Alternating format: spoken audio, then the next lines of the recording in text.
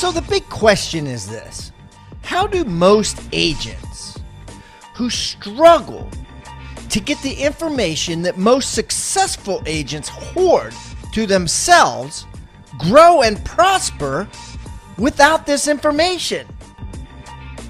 That's the big question, and this video cast is the answer. Welcome to Real Estate Rockstars. I'm your host, Pat Hyben. All right, Rockstar Nation, I have a great returning guest coming from Denver, Colorado, a very popular guest. Many of you reached out after this show and started following her on all her social media, and many of you told me directly it was one of the best shows that we have had, and so I wanted to bring her back. Been waiting for a while, and now she's back. I got Maria Vitale out of Denver, Colorado, and man, she is knocking things out of the park there, and we're going to find out how. So Maria, welcome back to Real Estate Rockstars. Good morning, Pat. Thank you so much for having me. I'm honored to be back once again. Hey Maria, why don't you tell everybody a little bit about yourself so they can get to know you better? I am a realtor out of Denver, Colorado. I have two amazing little boys. Everybody thinks their kids are cute, Pat, but mine really, really are. I am a single mom here in Denver, Colorado. I am blessed and humbled to say I'm one of the top producers and industry leaders. I am one of 5 kids and very close to my Italian family, and just trying to do my best in real estate, and not just sell real estate, but just live, become the best version of me and just live the best life I can. Wow. I love it. I love it. So I want to talk to you about a lot of things, but let's get to some nitty gritty first, Maria. So we talk about ECI, ego commission income. What was your ECI in the last 12 months, would you say? So everybody always asks me that. I should know this, but I will say I like answering this, and I helped almost 50 different families buy a home. And I prefer doing it that way because I work for a luxury firm. I work for Live Sotheby's, and I never want to tout those numbers. For me, it's about serving my clients and how many of them can I truly serve to the best of my ability. It's all relative, almost $25 million in business. Wow. And hey, what's the difference between Sotheby's and Live Sotheby's? Is just the franchise name at the beginning of it rather than the end? Correct. Yeah, there's different types of Sotheby's all over the world, quite honestly. And Live Sotheby's is the franchise I work for in Colorado. It's kind of like Big Boy. They used to say Bob's Big Boy, Bill's Big Boy, Fred's Big Boy. Now it's, instead of Remax Advantage or Keller Williams Advantage, they just put it in the front rather than the end. Live Sotheby's. I like it. Exactly. Okay, cool. So talk to me about one of the things, and this is actually a first, and I love it, right? I love this because, I've always thought in my mind when people want to make it, these people that like Grant Cardone and DJ Khaled and Ty Lopez, and these people that have these massive social media followings, in reality, they have 1 or 2 people following them around, right? And with a camera taking pictures, because I think it's very difficult for us psychologically to be like, look at me, look at me, look at me all the time, right? And it's hard. Like the Kardashians, right? If it was them doing it, I think it get really old. But when you have other people doing it, it's so much easier. And so tell me about why there's someone in your room kind of running around taking pictures of us right now. Well, that lovely person in my room is my right-hand woman. Her name is Eileen Fox, and she's wonderful. She's my assistant. We're doing this for one of 2 reasons. Number one, we want to do a sneak peek and put this on Instagram, Facebook, and obviously promote your show. I've gotten so much amazing feedback from all over the country. In fact, I had a couple colleagues out of Toronto, so I should say all over the world, and then a broker out of Israel comment about the show. So really? Really. So I always wonder, like, what's someone in Israel? I mean, what is the real estate market in? If that person's listening, that commented about the show, reach out to me. I'd love to get you on the show and find out what it's like to sell a house in Israel. And obviously, there has to be some correlation because they're listening and they're learning, how to do it out there. So keep going. This is good. So I wanted to promote it, and I wanted to use this as a vehicle of getting. So, we're so busy. We're selling real estate. We're working in our business. We're trying to work on our business, this whole social media thing. We've got cameras everywhere. But the other reason why I have Eileen by me is so we send out quarterly newsletters, and I want my clients, my sphere of influence to know that, listen, they really are working with the broker, because some people just know me as a hockey mom or a baseball mom. And so I wanted them to know that as an industry leader, I am trying to keep up with the latest trends and the best way to serve them. But also, I have found this is a great way to track my time. So really, what are we doing from the time that we wake up, from the time that we go to bed? Every one of the real estate agents that are really booming, that are doing great, we are all at some level seeking harmony. And Larry Kendall, my mentor, author of Ninja Selling, said, Maria, there's no such thing as balance. Why don't you just seek harmony and do it? So, I remember working years ago in TV, and I remember thinking you can have it all, but you might not have it all today. So today, Pat, I can't go into my kid's classroom and be that great homeroom mom and be there after school. But tomorrow I will be able to. But if I track my time, and the only things we track will get better. Would you agree? Yeah, absolutely. That which you track expands. There right? we go. I mean, it just does, right? If you track it, it's going to grow. I've tracked my whole life, and I'm a huge believer in that. So you're tracking your time. So she's filming you. Tell me, break that down. How is that tracking your time? So from the time we wake up in the morning, she was following me into the office. Of course, we had to stop and get an earnest money check first, take the kids off, and then come in. And she's just trying more or less to do a documentary. I think the Kardashians are fun, but I think I would have the best real estate show if a camera has followed me around, because even after almost 15 years in the business, I am still learning something new every day. And I always tell my clients, listen, let's have a plan A. Plan A is we're going to go to closing. We're going to close this. We're going to close the other house. Everything's going to go great, but let's have a plan B.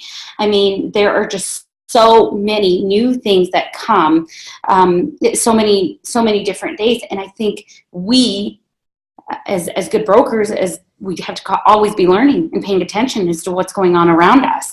And by her following me around with this camera, I'm able to now reflect and say, oh, I wish I would have thought this, or you just, hindsight's 20/20, and that's how we learn. Yeah, absolutely. I like it. It's good stuff. And I want to get there sometime myself, actually, to help promote Rebus and the show and everything. And just, the way photographs are and posts are, they're so temporary now. They're getting shorter and shorter. And it seems like you just have to be posting more and more. It's like a treadmill. So having somebody there to do it for you makes it so much easier. So let's talk about getting listings, right? So of the 50 deals you did, how many would you say are listings? I would say probably almost 70% of my business is listings. I don't have those numbers right in front of me. So last time I was on the show, we talked about doing real estate reviews, right? Yes. So Sotheby's implemented my system. I put together a little system that basically talked about going in and doing a market analysis and then reaching out to every single client in your database saying, hello, Pat, it is September. This is what your home is worth. This is your biggest asset. I thought you would like to know how much equity. The Denver metro market is the #1 non-coastal state in the United States. So the market here is phenomenal. We still have very low inventory. That being said, so you did this in September? I did this in September, I believe. And did you do the market analysis before you called them, or did you call them and then if you got feedback from them, then you did a market analysis? Okay, I always follow up with a phone call, so I put the analysis together. And you have to be careful when you're putting an analysis, because within a 1 mile radius, you might have a $2 million home and then a $500,000 home. I always call them and I say, hi, listen, this is your biggest asset. This is your biggest asset. As your real estate advisor, I think it's important for you to know what your home is worth. Now, it's okay if you don't want to sell, but it is providing value to the client. Listen, some of my clients had mortgage insurance. Now is a great time for them to get in contact with the lender and remove that mortgage insurance and lower their payment, so it's all going towards principal. Okay, so what I did this January is I started playing with my numbers. I went back into our local MLS system and I pulled up everybody who I had sold a house to ever in the last 10 years. And some I remembered and some I just couldn't remember. And so, but I know this. I know that this was a reminder that if those people were not in my sphere, I was able to, number one, contact them. Number two, provide them value. And number three, if they ever want to get a bigger house, now is the time for these buyers to be move-up buyers, which in turn gave us listings. Yeah, love it. Love it. And so what are you doing besides that, right? What are you doing besides, or is that where most of them come from? Just referrals and people that you're talking to? Yeah. So I really followed the Ninja 9. So I try to make 10 phone calls a day, although, it gets so busy. The thing I like about this is you can really shut it off. So if you're that busy and you're working in your business and you're working with 11 different people, you really don't have time to make those phone calls. Yes. Right. So, and then I do my, I do use. So how do you do it? Well, I do what I can. And those people working with me, this is the biggest decision in their life right now. They need to feel like they are one of my only clients, and they need to feel that I am by their side through the whole entire process. So I make sure they are good. I send them emails. Here are the documents. Do you have any questions? I call them. How are you feeling? Would you like to walk the house again? If I am working as the listing broker, I always call the buyer's agent. How are your buyers doing? Always check in with the lender. How is the financing going? Because we can control the process, right? We can't really control anything outside, how many people are going to show, what's going to happen, but we can definitely control the process. And when we control the process with the highest integrity and the best customer service, providing our clients value, it brings everybody to the table because everybody's nervous. The buyer's nervous, the seller's nervous, and both brokers, of course, are trying to keep this together. And you said something at the beginning, ego. I remember one of the best mentors I had said to me, Maria, no matter what you do, and you're Italian and you get a little bit feisty, no matter what, don't burn a bridge. And so sometimes when you have things going on and things are not being disclosed and we're really trying to advocate for our clients, we get caught up in that. But I have to remind myself of that. I want you to think about the word toolbox. What is a toolbox? A toolbox is a box full of tools that you use to build something great. At Real Estate Rockstars, we've created our own free toolbox. So everybody that comes on the show as a guest brings a tool with them, and we plow them all into this toolbox, and we give it away for our viewing audience to basically use as they wish. Everything we put in there is an actionable item that can be downloaded, can be printed, can be used immediately. And we got things like scripts and dialogues, checklists for teams, checklists to keep agents accountable, referral forms that are filled out at settlement to get referrals by your buyers and sellers. Everything you could think of that you could use on a regular basis about real estate is included in this toolbox. And it's helping agents worldwide sell more houses and make their jobs a lot easier and processes much more efficient. And the thing is, it's absolutely free. All you got to do is go to hibandigital.com/toolbox or text the word toolbox to 444-999. That's toolbox 444-999. Do it now. So how would you burn a bridge? Well, you'd burn a bridge by just not being kind. With another agent a lot of Correct. times, right? Yes. Yeah. And you never know. Next time you might need that. You might need that favor, right? That's right. Right. You burn a bridge with that agent and you're like, you're a jerk. And then, 2 weeks later, and this is how the universe works, there's a listing that's theirs. It's not on the market yet. You want to call them and try to get in there. Well, and there's 5 other offers. Right. It just happens like that all the time. There's It's 5 other offers. true. It's always true, and it's karma, it's whatever you want to label it. But here's the thing: I always call that other broker and I say, "Hey, do you know so and so in this office? Please ask them what it's like for me to work with me, because this deal will close. You can take. What is the motivation?" And I always ask buyers agents bringing me an offer, what is your client's motivation? And we find out, because there's certain questions we can't ask, but we want to know that they love the house. We want to hear that maybe they want that specific area for a certain reason. So that's kind of a roundabout way of answering your question in a very long answer. Yeah, that's all right. That's all right. Okay, so let's get into some nitty gritty on the Ninja 9, because last time, we only talked really about one of them, and I want to get into some exact specifics of what you're doing, that allows you to create the success that you have.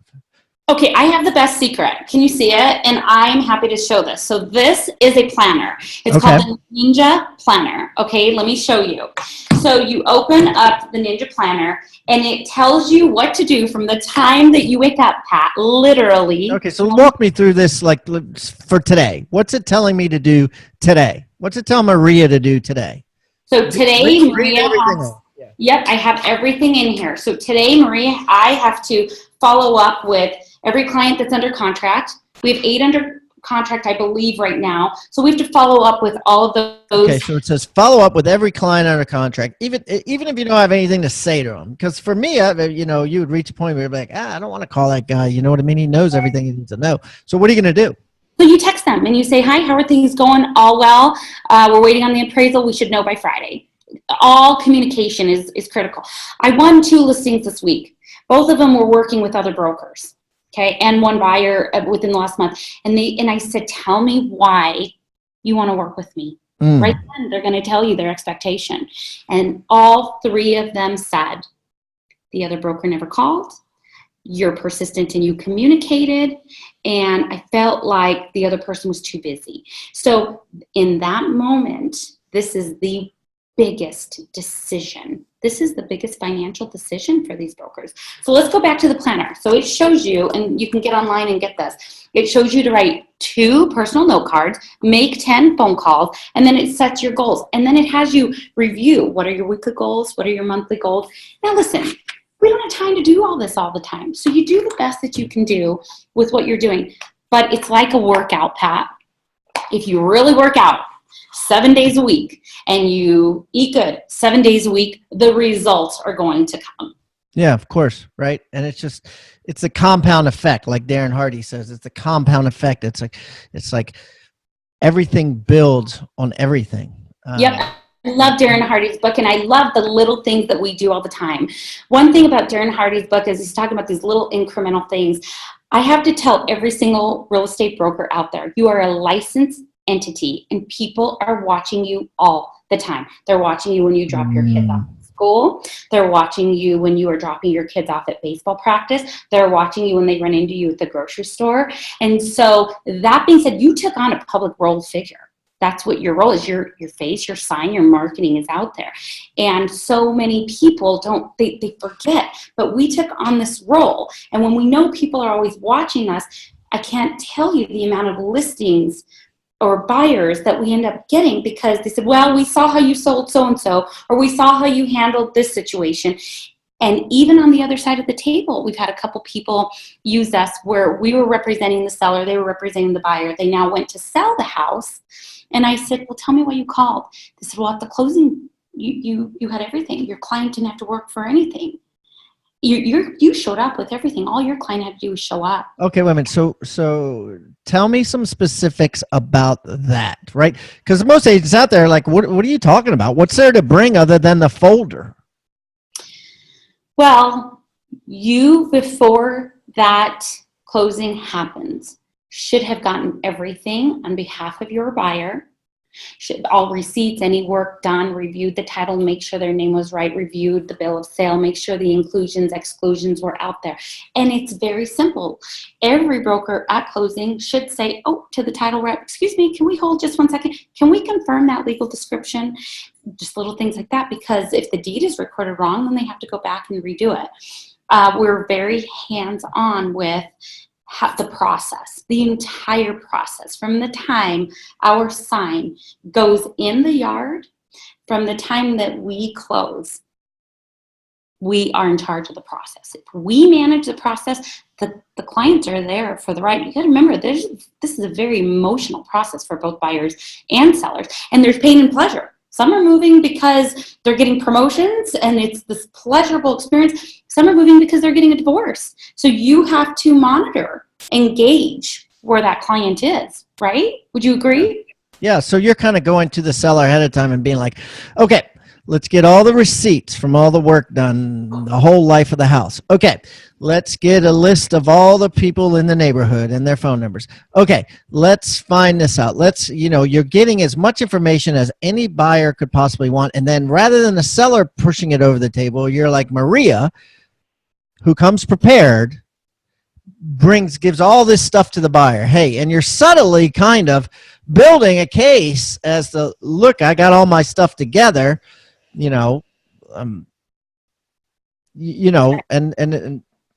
was the best adopting them from day one. Absolutely. And Pat, here was the best testimonial I have ever gotten. He said, Maria, I didn't see eye to eye with you on everything on this transaction. But Maria, through the whole process, I knew you had my best intentions at hand. And I said, tell me more about that. Because I wanted to learn.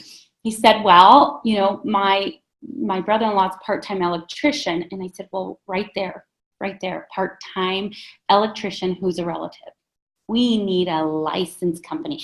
God forbid there's a fire afterwards because the part-time electrician, quote unquote, did this part-time work. Let's do it right. Let's do good business, because when you do good, honestly, good comes back. Here's the best rule of the universe, in my opinion. If you want something, give it. If you want the best clients, give the best customer service. If you want money, find your favorite charity and donate money. I mean, it's just a law. It works. I love that. So basically, you're just following up with these people, and it says follow up with everybody you're doing. Even if you just talked to them yesterday, even if you know that they know what's going on, you're just repeating and you're texting and you're emailing or whatever, something straight from you, not from an assistant, regardless, just to show them that you have their back and you're thinking of them. Sure. So for example, we have sellers, and in our sellers, we have timelines. So we send them an email. Hey, Mr. and Mrs. Seller, this was the buyer's deadline for title. I want to let you know we've instructed title to get that out. It's all being taken care of. We are good. Our title company should be in touch with you soon in order to get the payoff. I mean, something so simple. And I'm not saying you have to call them every single day, but listen, you're only working with these people for about 30 to 45 days. It is critical that they hear from you at least 4 times a week, in my opinion. So here's the thing. So I think it's easier once the house sells and it's in pending process, because there's all kinds of stuff going on that you could keep them informed. But let's say you have a house on the market, and I know you deal with this because in the luxury market, it's not as fast as the starter home market. But you get a house on the market, it's not getting any showings. You get a house on the market, it's not. There's no activity. There's nothing to be done. What kind of texts are you sending them? What kind of communication are you giving them? So obviously it's all contingent on time, but here's the biggest thing I say at the initial listing presentation. The market is the messenger. This is the critical word for a listing. The market is the messenger. And I always ask my clients, if you had a magic wand, what would you like? They're going to say $1 million in a 30-day close. Right. Right? And cash deal. No, it's a great question. If you had a magic wand, what would you like? And you ask this before you give them price or anything, right? I ask this when I walk into the home, I walk the home, I sit down and I say, let's talk about your expectations. Right there, they're going to tell you what's important to them, Pat. What is the most important to you in this process? So then when they are going through, so I always say, well, listen, we are going to control what we can. We're going to get stagers in here. When you're done decluttering, go back and declutter again. And then the third time, declutter one more time, because and I use the 3-time rule. You're going to hear me say it 3 times. On the buy side, I always say, what you buy, you must sell. What you buy, you must sell. Some of my clients now are downsizing, and they're saying, well, this is going to be our final house. I don't think we're going to sell again. I say, great. Would you rather leave your clients more equity, your children more equity, or less equity? What you buy, you must sell. And here's the thing on the buy side. It's 80%. It's Pareto's Law. Larry talks about it in the book. It's Pareto's Law. It's 80%, 8 out of 10 things you're going to love about this home.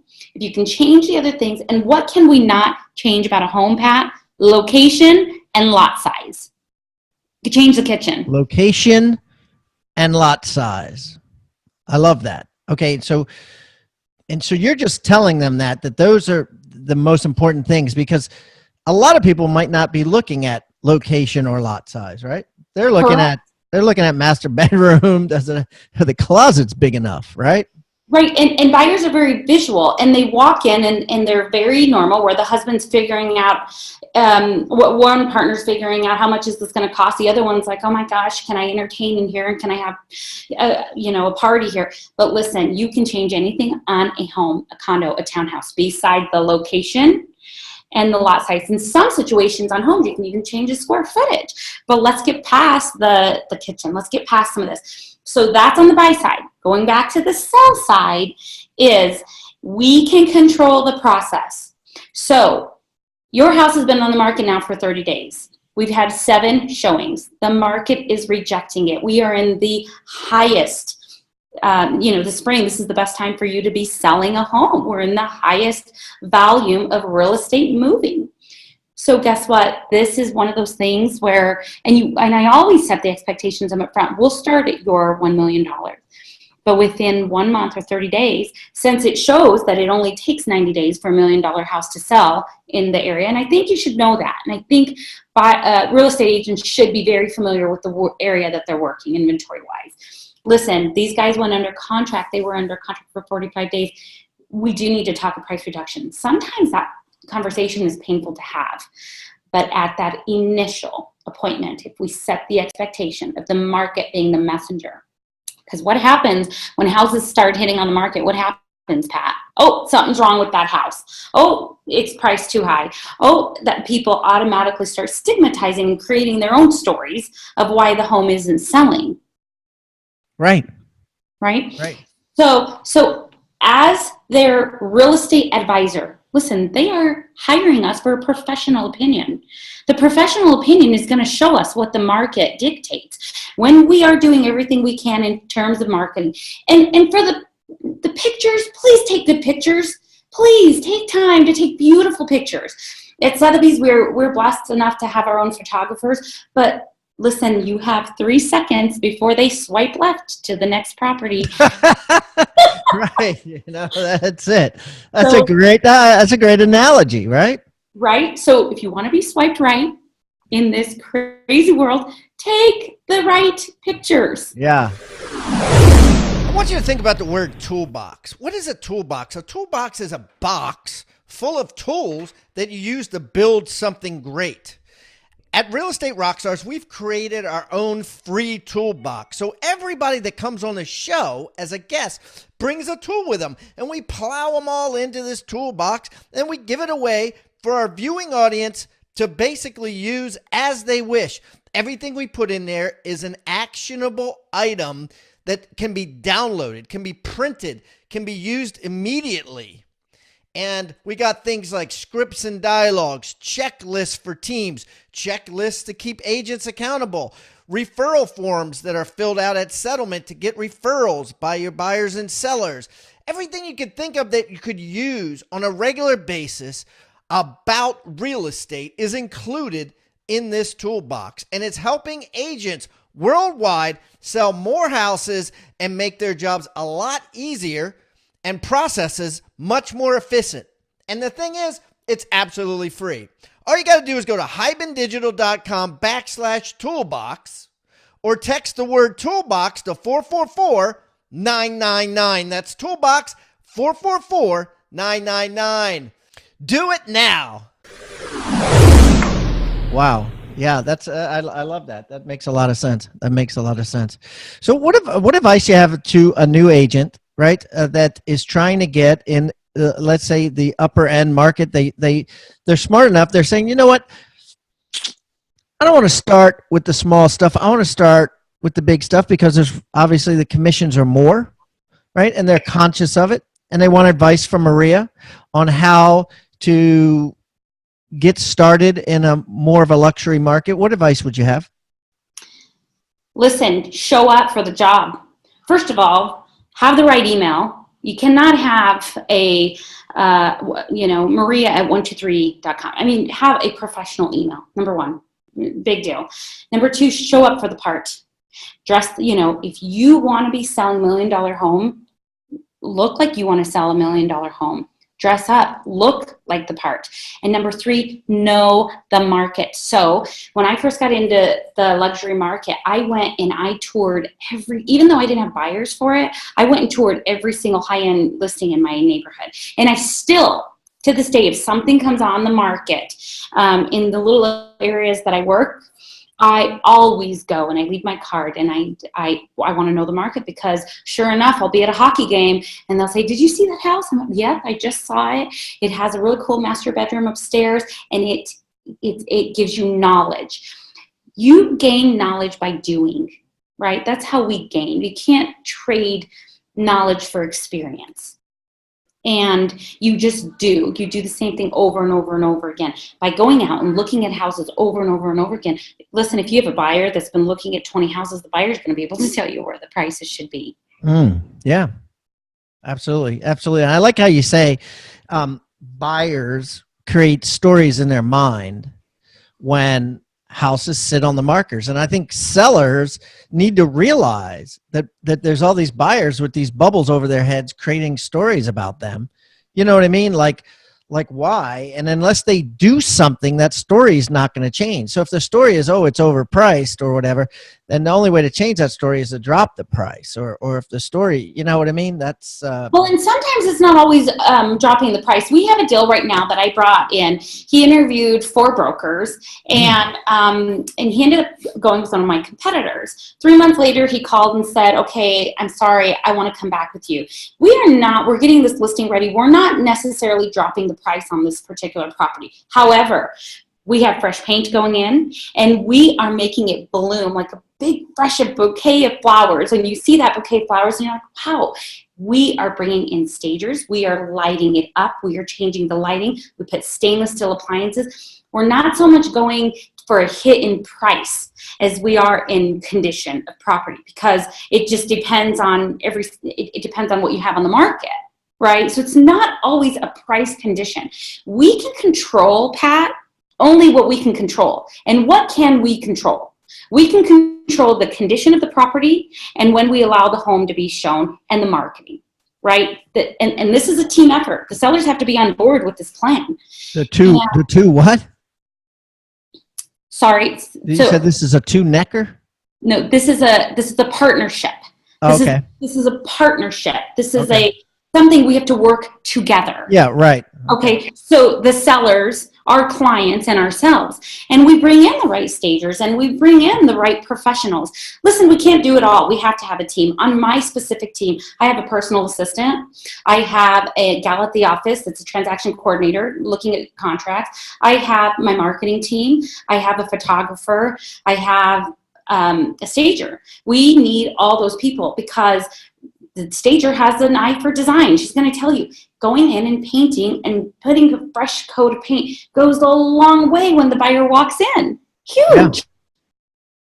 Yeah. So let's talk about that some more. Let's talk about your photographer and your marketing person. Like, what social media are you finding gets the most bang for the buck now? Where are you posting these things that you're filming and taking pictures of?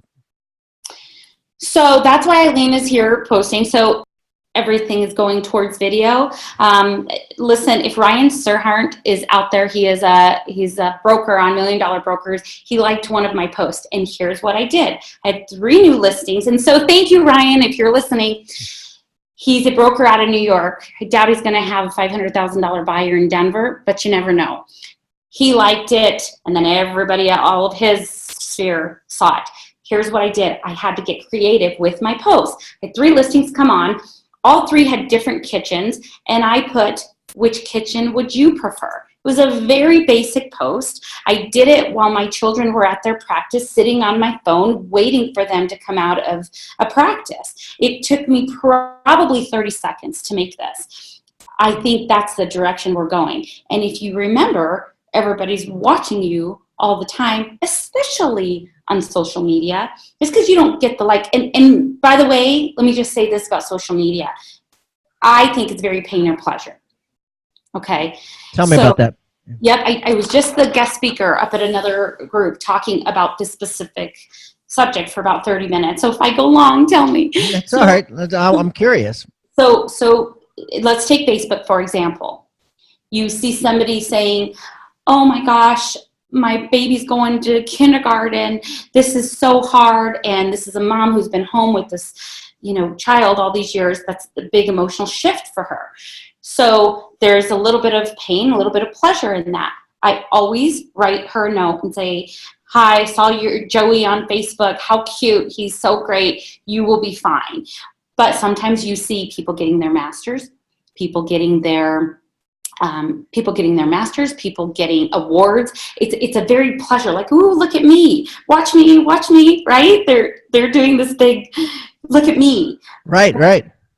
And so we can use that data and number 1, look for change. Okay. Oh, I'm getting married. Oh, I'm having a baby. Oh, I got a promotion. That tells us change is coming their way. Or there's some pain involved. I'm getting a divorce.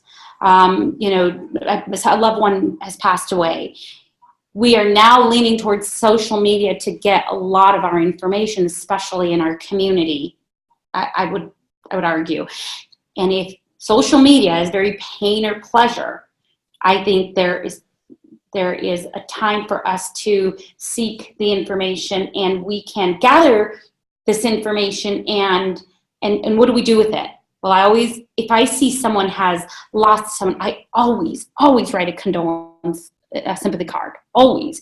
But there's so many different revenues, and social media is tricky because sometimes we're comparing what we see on their page to how we internally feel, right? To what's really going on. Like, oh my gosh, this deal's falling apart, because that's real life. Real life is, oh my gosh, everything's falling apart. This inspection, oh my gosh, now they have to replace the sewer line and whatever the drama is on the transaction. Or we're seeing, oh my gosh, the destruction, they've just lost their loved one or whatever else is going on. And if we are paying attention and gathering that. So instead of pushing so much information out there, I end up pooling. So for example, the 3 listings that I just posted, make it about the client. Clients want what? What do clients want? What would you say clients want? I would answer that like this. Clients want news they can use. Ooh, good one. Yeah. And what's in it? Like, so news they can use, and you're just pulling it out of them. Well, you got to understand. So my 5th grader is going to high school. So now maybe you can call and say, well, what school are you going to? How are you doing? I wanted to let you know I pulled. Oh, I got you. Right. Yeah. You are providing them with the information. But everybody's into this remodel the kitchen thing. So you can take a picture of 3 different bathrooms and say, which bathroom would you choose? Or which is your favorite retro bathroom? That's another great. I like that. And I think Facebook and all those are giving more weight to the surveys now. You're going to start seeing more and more surveys because people love surveys. You know what I mean? They love answering questions like that. Well, and going back to people like news you can use. So when we're selling a just sold, put the price on there. I want to know what my neighbor's house sold for. Please tell me you want to know what your neighbor's house sold for. Give me data. Provide me with information that I don't already know. Right. No, I love it. I love it. So, Maria, let's wrap this up with talking about your free gift. As you know, everybody that comes on gives a free gift. We put it in the Agent Success Toolbox, and agents could go in there and they can download all this stuff. We have all kinds of neat stuff from all the different agents. What can you donate as a gift to the Rockstar Nation today that we can put inside this toolbox? So Larry Kendall gave me full permission to give you the Ninja 9. So I'm going to give you that list. Wow. Yep. So I'm going to give you the list of the Ninja 9. Listen, if you are a real estate agent out there, I just have to plug Larry, and you have not taken the Ninja selling class, take it. It is worth every penny, just in terms of mindset. It will improve your life. But I'm also going to provide the letter, the personal letter that I send to my clients that says, Mr. and Mrs. Smith, here is a letter in regards to your home. Here is the value of your home. And nobody knows exactly the process. So I'm going to provide them with step 1. Here's the letter. All you have to do basically is change the address, change their name, and change your name, and sign the letter. Then do a CMA, call the client up. Hi, Mr. and Mrs. Smith. I have a market review for your home. No need to do anything with it. If you have any questions, let me know. And by the way, we did not take into account you just finished your basement. Would love to see it. I'm going to get that to you, okay? And then thank you for having me on. So this book, if nobody has this Ninja Selling book, I think you can go to monumentalliving.com. And I don't know if people can see this, but this is the Ninja Planner. What I can do is I'll put it on the show notes. What I'm going to do is I'll put on hibandigital.com/Maria V2. I'll just put Maria V and the number 2. Maria V and the number 2. I'm going to put a link to the planner that she's talking about. I'm going to put a link to the Ninja Selling System. And you can find out more about it by just looking at the download of the Ninja 9. And a couple other guests that have come on have talked about the Ninja 9 as well. So I know it's a very popular and effective, of most importance, most effective plan. So we'll do all that. And guys, it'll also be in the agent toolbox on hibandigital.com/toolbox. So Maria, listen, I wish you the best of luck in Denver, Colorado. Guys, if you guys have a referral of an agent in Denver, Colorado, Maria is the one to go to. And when I am in Denver next, Maria, we will get together and break some bread. My treat. Sounds like a plan. Thanks so much. Hey, take care. Thank you, Pat. I really appreciate it. Thank you for watching Real Estate Rockstars. Please give us a review wherever you're watching or wherever you're listening. We eat feedback for breakfast, and I don't care whether you give me a 1-star review or a 5-star review. I just want the review. I want to know what we're doing right and what we're doing wrong. Would love to improve things. Hey, and listen, please subscribe. The more subscribers we get and the more reviews we get, the better guests we'll get for you in the future. Feel free to reach out to me anywhere on social media. Just type in my name. I'm everywhere, and I look forward to meeting you in the digital world. Have a great day, and thanks again for listening to Real Estate Rockstars.